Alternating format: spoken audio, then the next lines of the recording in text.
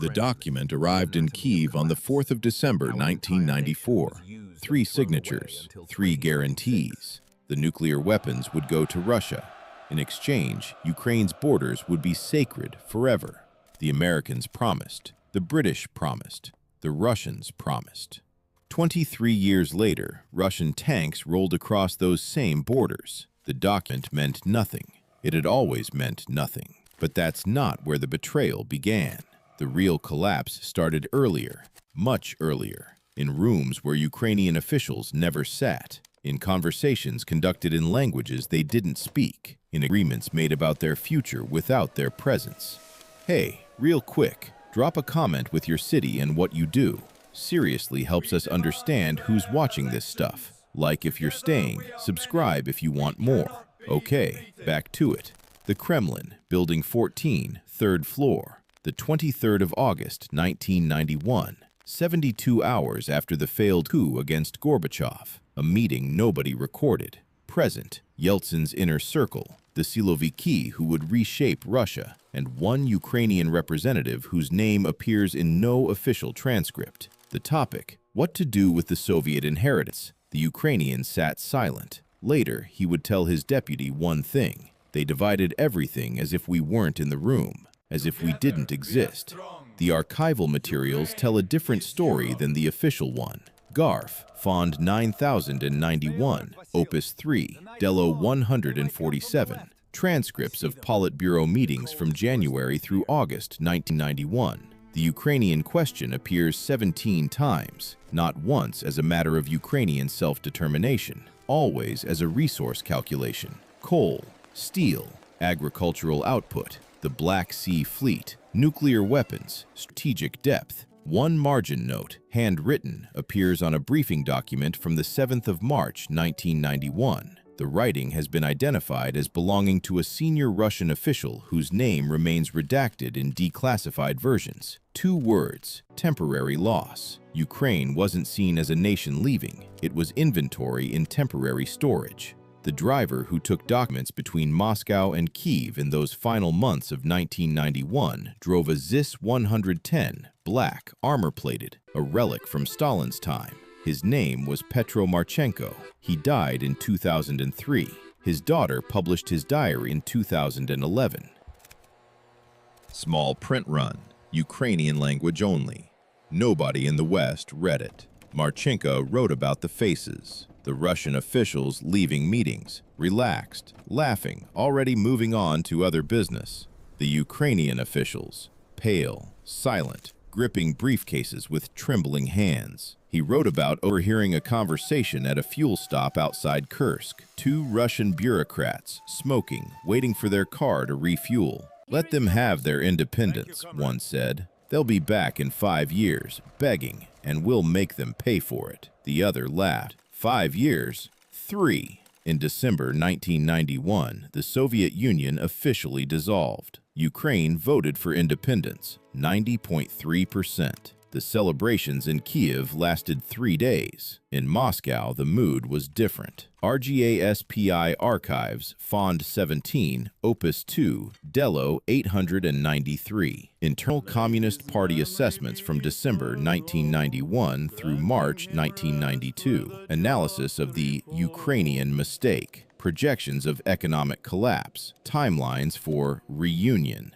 The word used repeatedly. Inevitability. One document stands out, a policy memo dated the 18th of January, 1992. Classification, for internal use only. Distribution, 12 copies. Subject, managing the Ukrainian trajectory. The language is clinical, sterile. Economic interdependence will be maintained through energy leverage. Political fragmentation will be encouraged through regional support mechanisms. Cultural separation will be undermined through media saturation and educational partnerships. Timeline for voluntary return to federation structure, 5 to 7 years. Voluntary. That word appears 14 times in the document. The Budapest Memorandum of 1994 meant nothing because the planning to undermine it had started before it was signed. While Ukrainian diplomats celebrated the security guarantees, Russian strategic planners were already gaming out the reconquest. Not military, Not yet. Economic, political, cultural. The methodology was elegant, brutal, effective. First, energy dependence. Ukraine inherited Soviet-era infrastructure entirely dependent on Russian gas and oil. The pipelines ran through Ukraine, yes, but the flow controls sat in Moscow. The pricing structure was opaque, manipulated, weaponized. Pay what we ask, when we ask, or freeze. The winter of 1994 to 1995. Temperatures in Kyiv dropped to minus 23 Celsius. The gas pressure in the pipelines dropped 40%.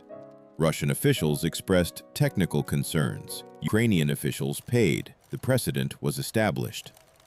Second, political fragmentation. Ukraine was not one nation. It had never been one nation. Eastern industrial regions, Russian-speaking, economically tied to Moscow. Western regions, Ukrainian-speaking, historically part of Poland and Austria-Hungary, deeply suspicious of Moscow. Central regions, agricultural, conservative, caught between. Southern regions, the Crimean anomaly, Russian majority, transferred to Ukraine by Khrushchev in 1954 as a symbolic gesture nobody thought would ever matter. The strategy, support different factions in different regions. Money flowed, not traceable, not provable, but consistent. Pro-Russian candidates in Donetsk and Luhansk found their campaigns mysteriously well-funded. Pro-Ukrainian candidates in Lviv found themselves competing against well-financed rivals who appeared from nowhere.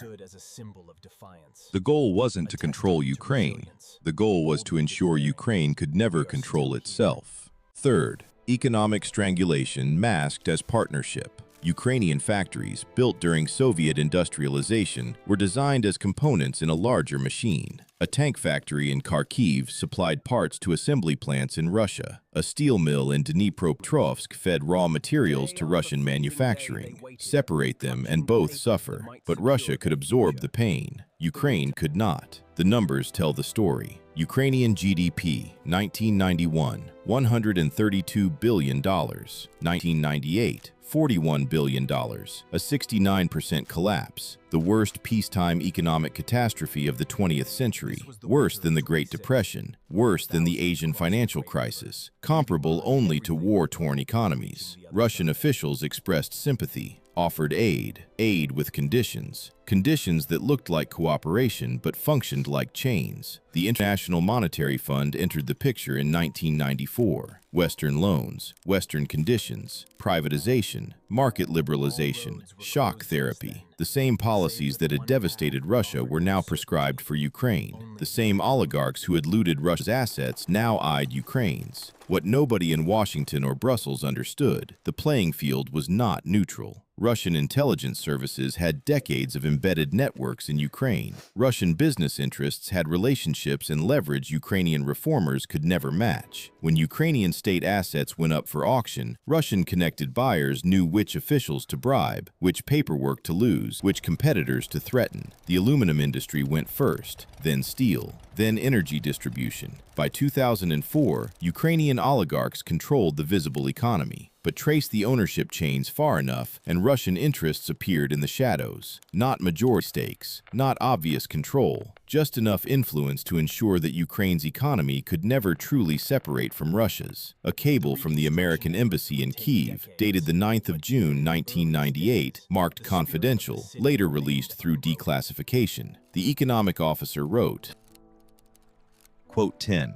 The cable was filed. No action was taken. The political situation metastasized. Presidential elections in 1994 brought Leonid Kuchma to power, former Soviet missile engineer, Russian speaker, pragmatist. He promised balance, good relations with Russia, integration with Europe. He delivered chaos. His administration became synonymous with corruption, with political violence, with the slow strangling of democratic institutions. The journalist Georgy Gongadze started investigating corruption in Kuchma's inner circle in 2000. He published articles about smuggling, about kickbacks, about presidential involvement in organized crime. On the 16th of September 2000, Gongadze disappeared. On the 2nd of November 2000, a headless corpse was found in a forest outside Kiev. DNA testing confirmed Gongadze. Recordings emerged, secretly made in Kuchma's office by a bodyguard. Kuchma's voice allegedly discussing Gongadze. Grab him. Throw him out to the Chechens. The political crisis that followed nearly collapsed the government. Russian reaction, public sympathy, private satisfaction.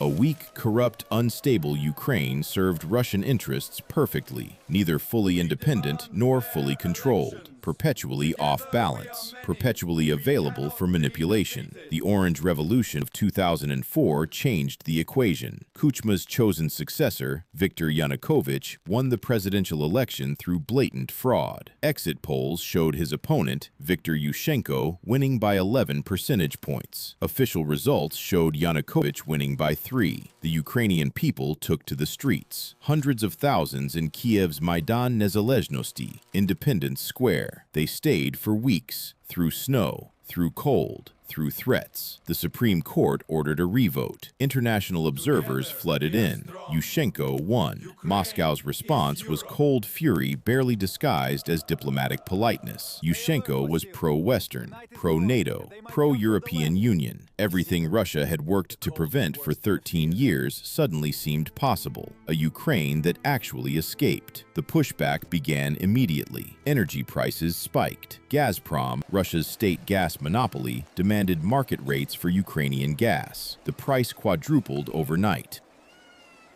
New Year's Eve, 2005 to 2006. Gas pressure dropped, temperatures plummeted. Ukraine faced a choice: accept Russian terms or freeze. European Union officials expressed concern. The gas pipelines supplying Europe ran through Ukraine. Russian pressure on Ukraine meant pressure on European supplies. The geopolitical leverage became crystal clear. Russia could hurt Europe by hurting Ukraine, and would. Yushchenko's government fractured. His coalition partner, Yulia Tymoshenko, broke with him. The Orange Revolution unity dissolved into infighting, recrimination, and paralysis. By 2006, parliamentary elections returned Yanukovych's party to power. By 2010, Yanukovych won the presidency. Russian officials celebrated quietly. The investment had paid off. The wayward province was back under control. Not formal control, not obvious control, but control nonetheless. Yanukovych's presidency from 2010 to 2014 represented the culmination of the post-Soviet strategy. Ukraine would be independent in name, sovereign on paper, but functionally subordinate to Moscow in every way that mattered. Energy policy, dictated by Russian pricing. Foreign policy, constrained by Russian pressure. Economic policy, oriented toward Russian markets and Russian interests. The European Union offered an alternative: the association agreement. Political and economic integration with Europe, not membership, not yet, but a pathway, a framework, a future that didn't run through Moscow. Yanukovych negotiated. For months, the agreement was ready. The signing ceremony was scheduled for the 29th of November 2013 in Vilnius, Lithuania. Ukrainian civil society prepared to celebrate. Western diplomats prepared speeches about Ukraine's European future. On the 21st of November 2013, Yanukovych announced he would not sign. No explanation, no warning, just refusal. Later, the details emerged. Putin had summoned Yanukovych to Moscow. The conversation was not recorded. No transcript exists, but the outcome was clear. Russia offered $15 billion in loans, offered reduced gas prices, offered economic survival. The European Union had offered a trade agreement and eventual membership prospects. Russia offered cash and immediate relief from economic pressure it had itself created. Yanukovych chose survival. The Ukrainian people chose differently. Maidan, again, November 2013. At first, hundreds, then thousands, then hundreds of thousands. Students, professionals, workers, pensioners. The protests weren't just about the European Union. They were about dignity, about the right to choose Ukraine's future, about refusing to be Moscow's colony. Yanukovych's government responded with force. Berkut riot police, beatings, arrests. On the 30th of November 2013, Berkut attacked student protesters, severe beatings, hospitalized victims. The brutality was captured on video, shared online. The protests exploded. By December, Maidan was a city within a city. Tents, medical stations, kitchens, supply lines, defense perimeters. The protesters weren't leaving. Russian state media began its campaign. The protests were Western-backed, CIA operation, fascist coup, Nazi resurgence. The propaganda was absurd, also effective. It wasn't designed to convince Westerners. It was designed to justify the coming crackdown to Russian domestic audiences and to provide cover for Russian intervention if needed. January 2014. Anti-protest laws, dictatorial measures, the right to assembly revoked, the right to free speech criminalized. The protesters dug in. Violence escalated. February 18th to 20th, 2014. The massacre. Snipers, government forces, protesters. The details remain disputed. Over 100 dead, hundreds wounded. The blood on the Maidan couldn't be washed away. Yanukovych fled. On the night of the 21st of February 2014, he abandoned Kiev. His motorcade raced east, through Kharkiv, toward the Russian border. He surfaced days later in Russia, under Russian protection. The Ukrainian parliament voted to remove him, installed an interim government, scheduled new elections. Russia's response came immediately. The 27th of February 2014, unmarked soldiers in Russian military uniforms without insignia appeared in Crimea. Green men, they were called. They seized government buildings, surrounded Ukrainian military bases, occupied the peninsula. Putin denied Russian involvement. Those were local self-defense forces, he claimed, volunteers. The uniforms and equipment matching Russian military standard issue were coincidental. The precision and coordination suggesting professional military operation were spontaneous. The world was meant to accept this fiction. On the 16th of March 2014, a referendum. Crimean residents voted to join Russia. The vote was held under military occupation. International observers were excluded. The result? 96.7% in favor. The number was absurd, also irrelevant. On the 18th of March 2014, Putin signed the annexation. Crimea was now Russian. The Budapest Memorandum, with its guarantees of Ukrainian territorial integrity, was formally dead. Not that it had ever lived. Eastern Ukraine followed a different script. Not clean annexation, messy insurgency. Donetsk and Luhansk, the industrial heartland, Russian-speaking, economically devastated, politically alienated. The perfect petri dish for separatism. April 2014. Armed men seized government buildings in Donetsk and Luhansk, declared people's republics, requested Russian assistance. The men were well-armed, well-trained. Their equipment matched Russian military issue. Their tactics matched Russian military doctrine. Putin claimed they were local volunteers, Ukrainian patriots exercising self-determination. The evidence told a different story. OSINT analysts tracked Russian military vehicles crossing the border. Satellite imagery showed Russian artillery positions firing into Ukraine. Intercepted communications revealed Russian military personnel coordinating operations. The denials became more absurd, even as the evidence became more overwhelming. The Ukrainian military, hollowed out by decades of corruption and underfunding, struggled to respond. The army that inherited Soviet weapons and Soviet organization had been allowed to decay. Conscripts with minimal training, officers with minimal competence. Equipment from the 1980s rusting in storage depots. The war that began in April 2014 was asymmetric from the start. Ukrainian forces, undermanned, under-equipped, often without basic supplies like body armor or night vision. Separatist forces, backed by Russian personnel and Russian weapons, professional, coordinated, lethal. The first major battles went badly for Ukraine. Ilovaisk, August 2014. Ukrainian forces entered the city. Separatist forces, reinforced by Russian units that officially didn't exist, surrounded them. The Ukrainian retreat became a slaughter, hundreds dead. The survivors spoke of Russian tanks, Russian artillery, Russian coordination, the official Russian position, volunteers, local self-defense, no Russian military involvement. The MH17 shootdown on the 17th of July, 2014 crystallized the reality. Malaysia Airlines Flight 17, flying from Amsterdam to Kuala Lumpur, brought down over eastern Ukraine. All 298 passengers and crew killed. The investigation revealed a book surface-to-air missile system, Russian military issue, fired from separatist-controlled territory. Russia denied involvement, blamed Ukraine, floated conspiracy theories. The evidence was overwhelming. The denials continued.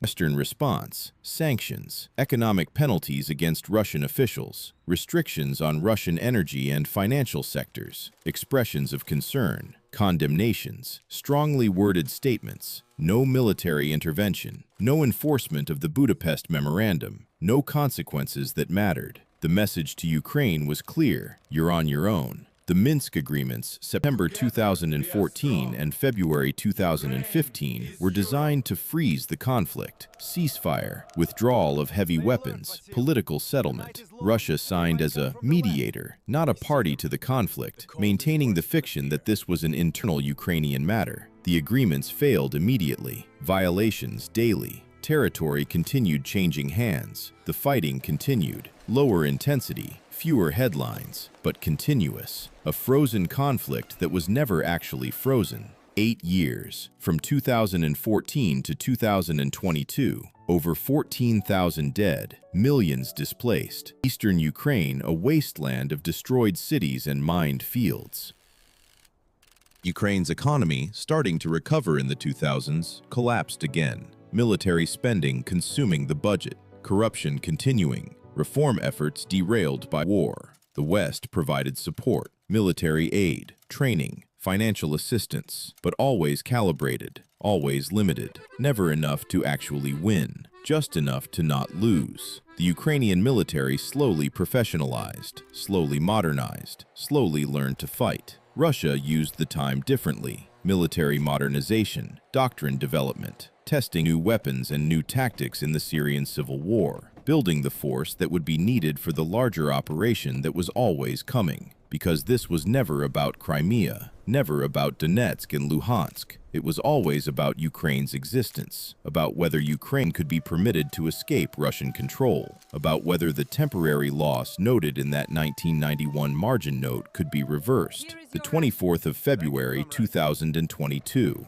the full-scale invasion began. Not separatists, not little green men, not volunteers. The Russian military, columns of tanks, mechanized infantry, artillery, airstrikes, a multi-axis assault designed to decapitate the Ukrainian government and occupy the country within days. Western intelligence had predicted it, had shared warnings. Many in Kyiv had doubted. The scale seemed impossible. The risk seemed too high. Surely Russia wouldn't. Russia did. The invasion plan was based on flawed assumptions, that the Ukrainian military would collapse, that the government would flee, that the population would acquiesce, that the West would condemn but not act. 3 of 4 assumptions proved wrong. The Ukrainian military held. The government stayed. Zelensky's response to American offers of evacuation: "I need ammunition, not a ride." The population resisted, civilians making Molotov cocktails, farmers stealing Russian tanks with tractors, cities under siege refusing to surrender. The West, shocked into action by the scale and brutality of the invasion, responded beyond expectations. Sanctions that actually hurt, military aid that actually helped, intelligence sharing, financial support, not NATO intervention, not a no-fly zone, but more than the carefully calibrated minimalism of the previous 8 years. The war that was supposed to last days extended to weeks, then months, then years. Russian casualties mounted, Ukrainian casualties mounted, entire cities reduced to rubble. Mariupol, Bakhmut, Avdiivka.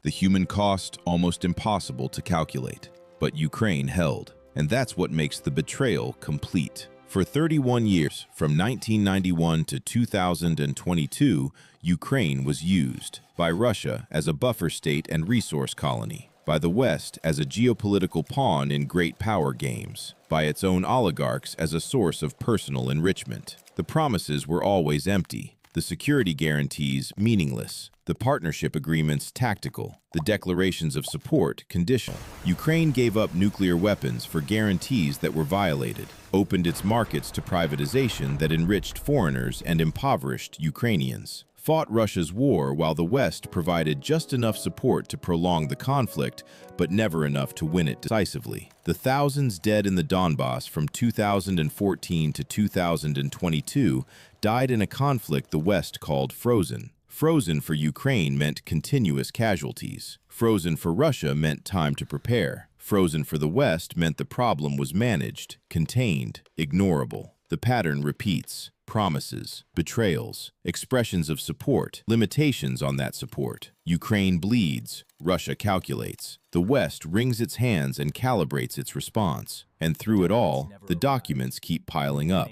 In archives, in government files, in leaked communications, each one revealing what was always obvious. Ukraine was never valued for itself, only for its usefulness, its resources, its location, its role in someone else's strategy. The current war will end, eventually, through Ukrainian victory, through negotiated settlement, through exhaustion. The shape of that ending will determine whether the pattern finally breaks or simply repeats in a new form. Part 2 of 2. The Machine of Erasure. The pattern was already repeating before the invasion began. December 2021. American intelligence agencies briefed European allies on the coming Russian attack. Satellite imagery showed the buildup. Over 100,000 troops on Ukraine's borders, field hospitals, blood supplies, logistics infrastructure. The preparation for major military operations was unmistakable. European response divided. Germany prioritized Nord Stream 2, the gas pipeline connecting Russia directly to Germany, bypassing Ukraine. The economic relationship with Russia mattered more than the security of Ukraine.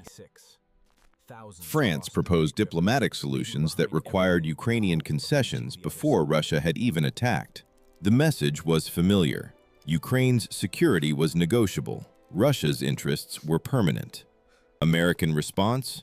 Warnings, intelligence sharing, threats of sanctions, but also limitations. No commitment to military intervention, no promise of NATO membership. The support was real but bounded. Ukraine would not be abandoned. But Ukraine would not be saved either. The calculation was obvious to anyone watching. Ukraine was valuable enough to support, but not valuable enough to fight for. Zelensky understood. In the weeks before the invasion, he pushed back against the constant Western warnings, not because he doubted the intelligence, because the warnings themselves were destabilizing Ukraine's economy, driving capital flight, creating panic. The Western allies meant to help. The effect was to weaken Ukraine before the first shot was fired. The Biden administration declassified intelligence, unprecedented transparency, Russian plans, Russian timelines, Russian objectives. The goal was to prevent the invasion through exposure, to make the operation too costly politically for Putin to proceed. Putin proceeded anyway, because the calculation from Moscow's perspective was always simple. Ukraine must not be allowed to succeed. A prosperous, democratic, Western-oriented Ukraine on Russia's border was an existential threat, not military, ideological. It proved that Slavic, Orthodox, post-Soviet societies could escape the Russian model, could build something different, something better. That could not be permitted. The invasion's first days revealed the depth of Russian miscalculation. The assault on Kyiv from Belarus, the attempted seizure of Hostomel Airport, the expectation of rapid collapse, all failed. Ukrainian resistance was fierce. Territorial defense forces mobilized. International volunteers arrived. Weapons poured in from the West.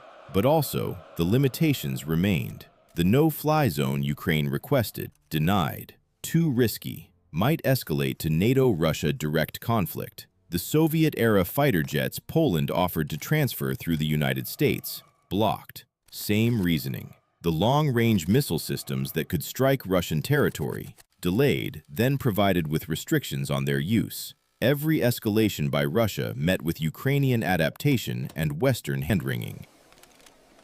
Cluster munitions raining on cities, a war crime, but not one that changed Western policy. Filtration camps in occupied territories, atrocities, but not ones that triggered deeper intervention.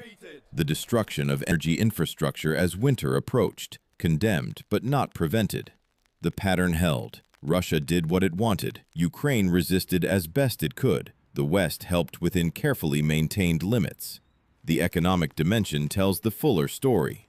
European Union opened borders to Ukrainian refugees. Millions fled, women and children mostly. The men stayed to fight. The humanitarian response was genuine, also convenient. Ukrainian refugees provided cheap labor for European economies. Ukrainian resistance provided security for European borders. The cost was borne by Ukraine. The benefit accrued to others. Russian gas continued flowing to Europe through the first months of the war. The pipelines Ukraine had protected, sometimes at cost of Ukrainian lives during the fighting, kept operating. European money funded Russia's war machine. Ukrainian blood paid for European energy security. The moral calculus was obscene, but economically rational. Gazprom reduced flows in summer 2022, political leverage, energy blackmail. Germany faced the prospect of industrial shutdown and freezing citizens. The response was frantic diversification, LNG terminals, Norwegian gas, renewable acceleration, everything that should have been done years earlier, suddenly urgent. Ukraine had been warning about Russian energy dependence since 2006, since 2008, since 2014. European leaders had nodded sympathetically and signed new gas contracts with Russia. Now the warnings were vindicated. The cost was paid in Ukrainian cities under bombardment. The weapons systems Western nations provided tell the story of priorities. Anti-tank missiles provided quickly, effective against Russian armor. Defensive weapons, appropriate for helping Ukraine resist, but not for enabling Ukraine to win decisively. Long-range artillery, delayed, required negotiations, required assurances about targeting restrictions, required political debate in donor countries about escalation risks. Fighter jets, debated for over a year before the first F-16 commitments. Training timelines extending into 2024-2025. The Ukrainian Air Force flying Soviet-era jets against a Russian military with modern air defense. The calculation was always the same. Give Ukraine enough to survive, not enough to threaten Russia's core interests. Keep the conflict contained. Prevent Ukrainian collapse. Also prevent Ukrainian victory. Because Ukrainian victory created its own problems for the West. A defeated Russia might destabilize. Nuclear weapons in a collapsing state. Political chaos. The risks seemed too high. Better a managed stalemate, a negotiated settlement, something that preserved Russian power while protecting Ukrainian sovereignty. The fact that these goals were contradictory was something Western policymakers preferred not to examine too closely. The financial assistance followed the same logic. Billions provided, also billions with conditions. IMF loans requiring structural reforms. World Bank assistance tied to anti-corruption measures. European funding dependent on rule of law progress. The conditions were reasonable in peacetime. In war, they were absurd. Ukraine was fighting for survival. Western partners were demanding governance reforms. Ukrainian officials were coordinating military operations. Western auditors were checking procurement procedures. The underlying assumption was always visible. Ukraine could not be trusted. Ukrainian institutions were corrupt. Ukrainian officials would steal if not monitored. The assistance was necessary but had to be controlled, supervised, constrained. Russian assistance to its proxies in Donetsk and Luhansk came with no such conditions. Money flowed. Weapons arrived. No audits. No reform requirements. No lectures about transparency. The contrast was instructive. The grain exports crisis of 2022 revealed the global stakes and the global indifference. Ukraine produced 12% of global wheat exports. Ports blocked by Russian naval forces. Grain rotting in silos. Global food prices spiked. African and Middle Eastern nations faced famine. The solution required negotiation with Russia. The deal brokered in July 2022 allowed Ukrainian grain exports through the Black Sea. Russia could inspect ships. Russia could withdraw from the agreement at any time. Ukrainian food security was now dependent on Russian permission. The agreement lasted less than a year. Russia withdrew in July 2023, resumed attacks on Ukrainian ports and grain infrastructure. The world expressed concern. Ukrainian grain exports found alternative routes through Europe, more expensive, more time-consuming, more vulnerable. The message to Ukraine: Your resources matter to the world. Your sovereignty doesn't. The International Criminal Court issued an arrest warrant for Putin in March 2023. War crimes. Illegal deportation of Ukrainian children. The symbolism was powerful. The practical effect was zero. Russia doesn't recognize ICC jurisdiction. Putin continued traveling to friendly nations without consequence. The thousands of Ukrainian children taken to Russia, subjected to forced adoption, cultural erasure, re-education. The ones who might remember Ukraine were being systematically erased. The ICC documented it. The world condemned it. Nothing changed. The ammunition shortage of 2023 exposed the depth of the problem. Ukraine firing artillery shells faster than Western production could replace them.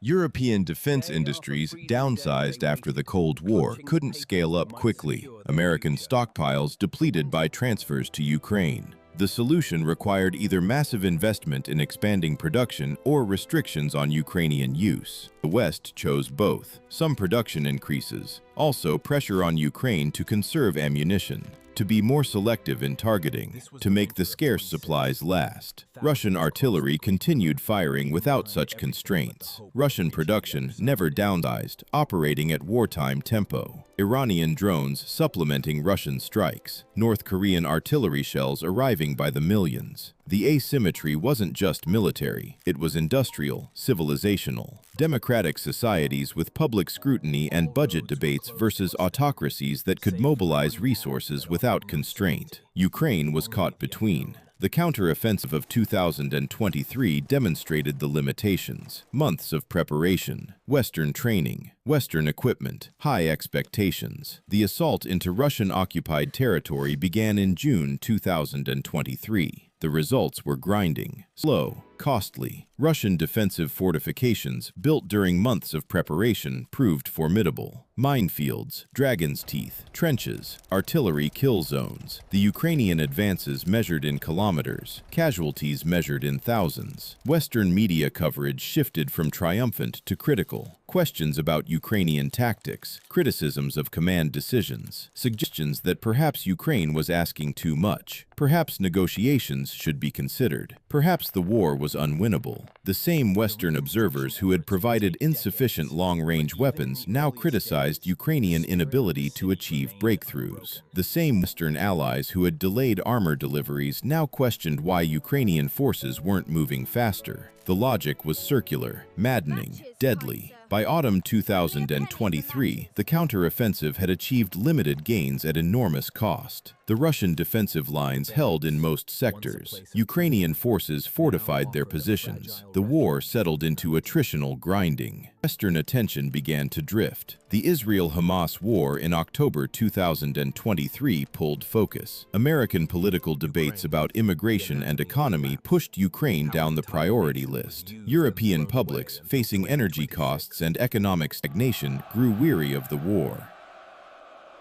The aid packages continued, but the momentum slowed. The debates grew more contentious. The conditions multiplied. Ukraine was told to be patient, to be grateful, to understand Western domestic political constraints, to accept that support, while genuine, was not unlimited. The message was the same one delivered for 32 years. Ukraine matters, but not that much, not enough, not in the ways that would actually ensure survival. The Ukrainians dying in trenches in Donetsk understood the truth. The civilians enduring bombardment in Kharkiv understood. The refugees in Poland and Germany understood. They had always been expendable, tools in someone else's strategy, resources to be exploited, burdens to be managed. The documents emerging from this period will tell future historians the same story the documents from 1991 told. High-minded rhetoric, cynical calculations, promises made to be broken. GARF will eventually receive the Russian archives from this period, FSB records of the invasion planning, presidential administration documents detailing the decision-making, military communications showing the orders and the executions. Western archives will eventually open, CIA assessments of Ukrainian viability, State Department cables about military aid limitations, NATO deliberations about membership and intervention. Ukrainian archives will hold the counterpoint. Requests for weapons denied, pleas for faster delivery ignored, warnings about ammunition shortages dismissed until crisis made them undeniable. And somewhere in those documents will be the evidence of what everyone watching already knows. Ukraine was used, again, still, continuously, used by Russia as a target for imperial restoration, used by the West as a bulwark against Russian expansion without the cost of direct confrontation, used by arms manufacturers as a testing ground for weapons systems, used by politicians as a talking point in domestic debates. The people dying for Ukraine's survival were doing so in a war that everyone else treated as a problem to be managed rather than an injustice to be corrected. The comparison to other conflicts was inescapable. When Kuwait was invaded in 1990, the international response was overwhelming. Coalition of dozens of nations, United Nations authorization, full military liberation, Kuwaiti sovereignty restored. The difference was oil, strategic location, American interests directly threatened. The response was proportional to the stakes as perceived by the powerful. Ukraine had gas transit, agricultural exports, geographic importance, but not enough, not the right kind, not in the right place. So Ukraine got support, calibrated, limited, conditional, enough to prevent collapse, not enough to ensure victory. The future historians will debate the counterfactuals. What if the West had provided longer-range weapons immediately? What if NATO membership had been offered in 2008 when Ukraine requested it? What if the Budapest Memorandum had included enforcement mechanisms? What if? The Ukrainians living through it don't have the luxury of counterfactuals. They have the reality. Bombs falling on cities, families separated, economy shattered, future uncertain. And through it all, the knowledge that this was always the plan. Not the Russian invasion specifically, but the broader pattern. Ukraine as object, not subject. Ukraine as means, not end. Ukraine as something to be used until no longer useful, then discarded. The tragedy isn't just the war. The tragedy is that the war is the culmination of 32 years of betrayal so systematic, so consistent, so predictable that it became invisible, normal, expected. The promises of 1994 meant nothing because promises to Ukraine have always meant nothing. The security guarantees were words on paper because Ukrainian security has never been a priority for anyone but Ukrainians. The current support, real as it is, exists within the same framework. Ukraine is valuable as a buffer, as a resistance force, as a demonstration of Western resolve, not as a nation deserving of protection for its own sake. When the war ends, the pattern will continue unless something fundamental breaks. The reconstruction will come with conditions. The European integration will come with delays. The security guarantees will come with limitations. Ukraine will be told to compromise, to be realistic, to understand that Russia is permanent and powerful and must be accommodated, that justice is less important than stability, that sovereignty is negotiable in the interest of peace. And Ukrainian officials will sit in rooms where decisions about Ukraine's future are made by people who will never live with the consequences of those decisions. Just like in 1991, just like in 2014, just like always. The difference might be that Ukrainians now understand the game. The illusions are gone. The promises are weighed against past performance. The partnerships are assessed with clear eyes. Trust, once broken, doesn't easily repair. And Ukraine's trust in the international system, in Western guarantees, in the rules-based order, has been shattered comprehensively. What rises in its place remains to be seen. Perhaps a Ukraine that relies only on itself, that builds security through strength rather than through alignment, that treats every international agreement as temporary and every alliance as conditional. Perhaps a Ukraine permanently scarred, permanently diminished, permanently caught between powers that view it only as terrain to be contested. Perhaps something entirely different. Something that hasn't been seen before because the circumstances that created it are unprecedented. The documents will tell part of the story. The archives will fill with evidence. Historians will analyze and debate. But the lived experience of Ukrainians from 1991 to now will tell the fuller truth. The truth about what it means to be used by everyone and valued by no one. About what it costs to fight for survival while others calculate the acceptable level of your destruction.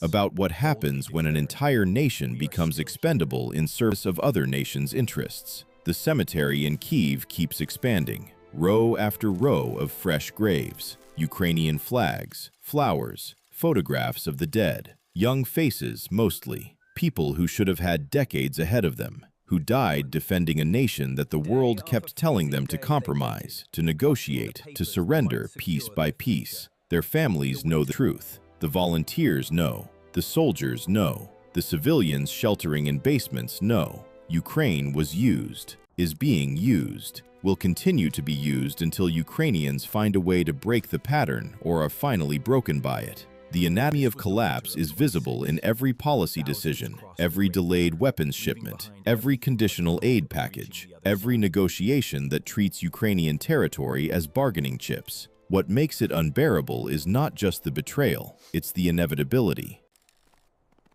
The predictability, the way everyone watching could see it coming and did nothing to prevent it.